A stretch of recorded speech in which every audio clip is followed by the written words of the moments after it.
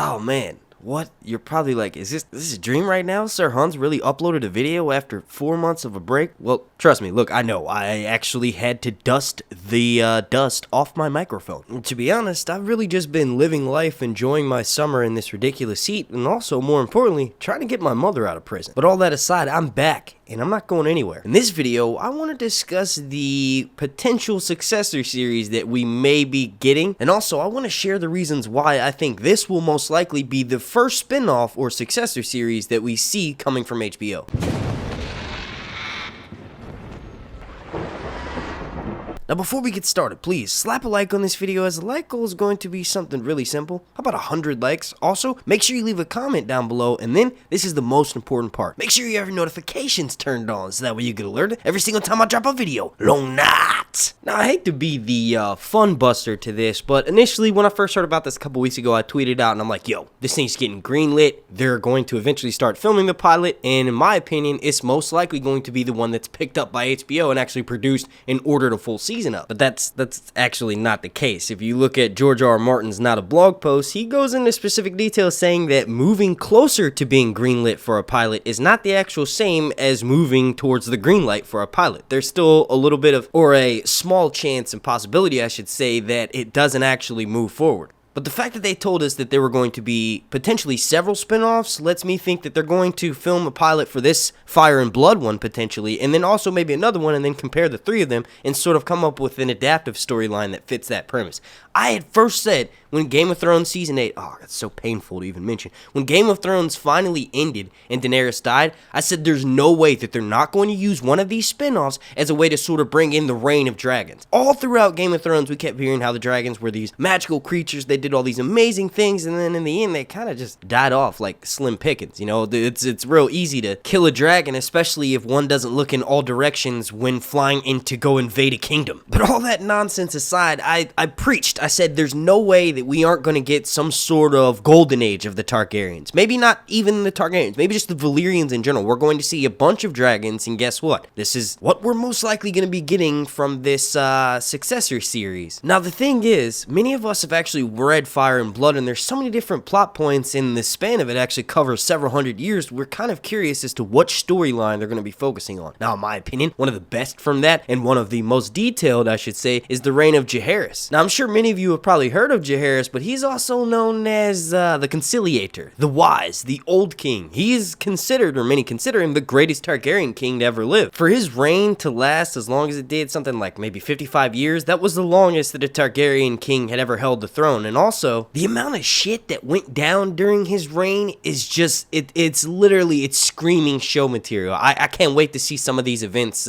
play out on screen. And I don't really want to get into too deep spoilers, but if you guys want me to, I can make a video just straight up on Fire Blood and make it a several part video series. But one of the things I'm most looking forward to on screen is the storyline of Arya Targaryen. Now, if I'm not mistaken, Arya is actually the granddaughter of King Aegon the Conqueror, but long story short, she's this child who sort of grows up when the Targaryens are at their height of power. She becomes a little bit moody, one would say, as teenagers do, and she ends up disappearing from Dragonstone when her and her mother, Rhaena, sort of have a falling out. Now, that little synopsis in and of itself may not sound too interesting, but when you realize that she actually escaped on the back of Balerion the Black Dread, the largest freaking dragon that's ever existed in the Seven Kingdoms, now that's what makes it interesting. Upon her return, we see that Balerion the Black Dread has somehow been wounded, and Arya seems to be a little bit sick. And I mean super sick, as in her skin is literally boiling. It's disgusting.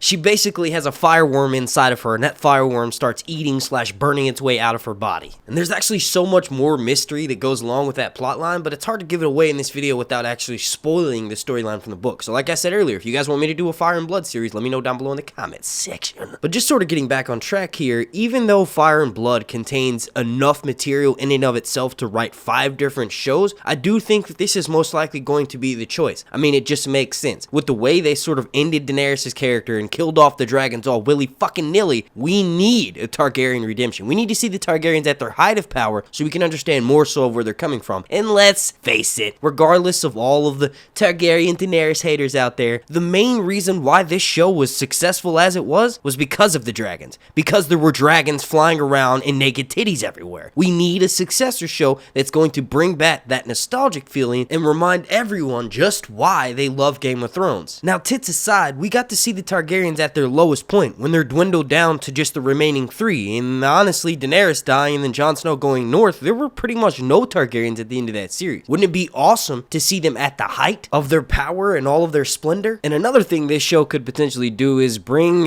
some more closure to the actual original series, season 8. Maybe they visit Volantis at one point and it's mentioned how there is a possibility for someone to be resurrected by the Red Priest there. We do know that Melisandre and Thoros of Myr were able to do it. So if you don't think Drogon flew off to Volantis taking Daenerys' body to that Red Temple, then you're a fool. But what I was getting at is the successor show could sort of hint at maybe a potential possibility for what happened to Daenerys and Drogon. I mean, how many of y'all would love to see a feature film where Daenerys is resurrected and comes back just to kill Jon Snow? I mean, bro, after King Snow, or whatever the hell you want to call that bastard, put that knife in my queen's belly, well, he literally got bumped down like 3 tiers of characters. He's still in my top 5, but come on, Jon. Really? Really? In the damn throne room? I mean, I gotta stop. I promised myself that I wouldn't go in ranting about season 8 in this video, so just continuing on here. Since we're on the subject of prequel news, I figure I might as well discuss the one that's being called The Long Night, and that one actually had a pilot that was filmed. Now, the premise of that show is somewhat convoluted. We have everyone saying that it's going to take place thousands of years before the actual events of Game of Thrones, and it's going to discuss what went down during the true Long Night. But my whole problem with that is it's kind of pointless. We saw what happens to the Night King in the end, and we realized that the White Walkers are a threat, but not really. All you got to do is take out the one guy. So if this prequel series that they've actually filmed the pilot for is going to revolve around that, well, then that's pretty stupid. It's going to seem like a retelling of Game of Thrones, and at some point, I'm sure they're going to try to correct some of the mistakes they made in a Game of Thrones finale, and I'm not really looking forward to that. Now, from the cast and just the few set backdrops we've gotten to witness from people leaking information from the actual set, I think there's some potential, some hidden potential in this show, and I think the synopsis we're given isn't enough to just fully can it and say we won't watch. Millions of us are going to watch, regardless of whatever they do. Anything that's attached to Game of Thrones, they know they're going to get viewers on. My whole thing is they should have learned their lesson from Game of Thrones, all the seasons. I mean, we literally knew that Jon was going to stab Daenerys in the throne room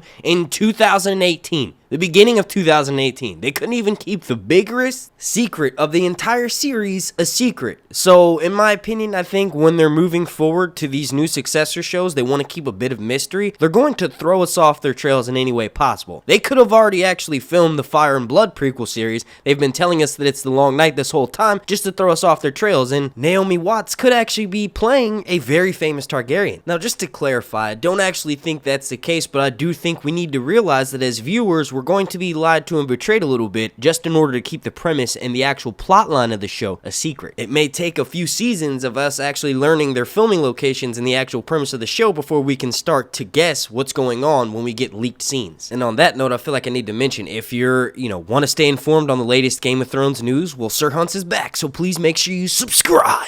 Now, just to sort of bring this whole video back around, with this Fire and Blood successor show moving closer to being greenlit for a pilot, I think there are a few things you should know before actually watching the show. Now, Fire and Blood, the book, actually contains a bunch of stuff, and we're going to be getting a part 2, but just some of the more notable things are the book contains, the story of Aegon, the first Targaryen, Aegon's conquest, and then basically his reign afterwards. Then we have Aenys Targaryen and Maegor. Those are Aegon's sons. Then we have Jaehaerys, the first Targaryen. He's the one who ruled Westeros for 55 years, and in my opinion is the greatest Targaryen king of all time. Then we have Aegon the second Targaryen, all the way down to Aegon the third Targaryen. Now, in my opinion, it's kind of hard to pick one character or one Targaryen in particular and base the whole show around them. So I think what would be something different and a sort of like new fresh take on the series, and will give us a fresh cast every few years, is if we spend a few seasons on each major plot point in Fire and Blood. Now, I doubt they're likely going to do that. I'm pretty sure they're going to pick pick one consistent story and tell it all the way through, but the miniseries route may be the best bet. So that way we can get all the best stories from Fire and Blood, and then also all the best stories from Fire and Blood Part 2. Like, mainly the tragedy at Summerhall. I mean, to be honest, it would just be nice to find out as a reader of the Dunk and Egg series what happens to Egg in the very end. Like, we all know he was trying to bring back the dragons, but that massive fire was started somehow, and I, like most people, tend to think that it was either the Maesters or some sort of inside job. And that right there is what the Fire and Blood successor show is going to focus on. All of those little mysterious key events that we get from the novels that need more light shed on them, that's what I'm hoping the successor show is able to do. I think one of the biggest problems from the first show is that the average show watcher thought that all Targaryens are batshit insane regardless of what happens. Like, yeah, they hear that you flip a coin thing, but they see Viserys,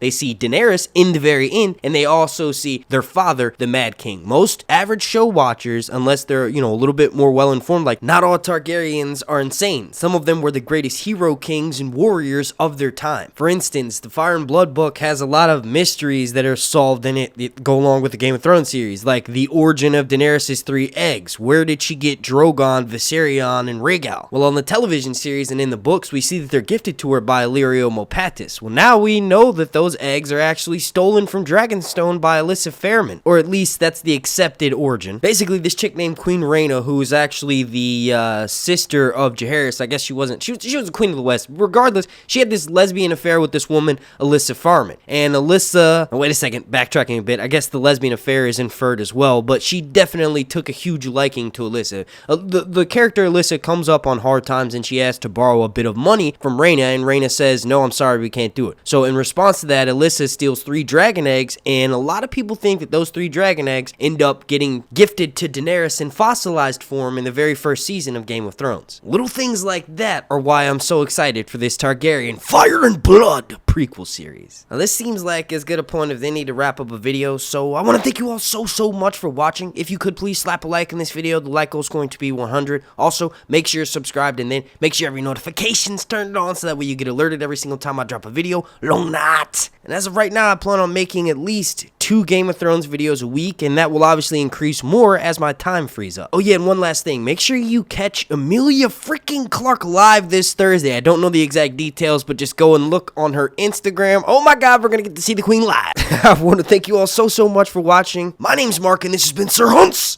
Reviews. I'm back, bitch.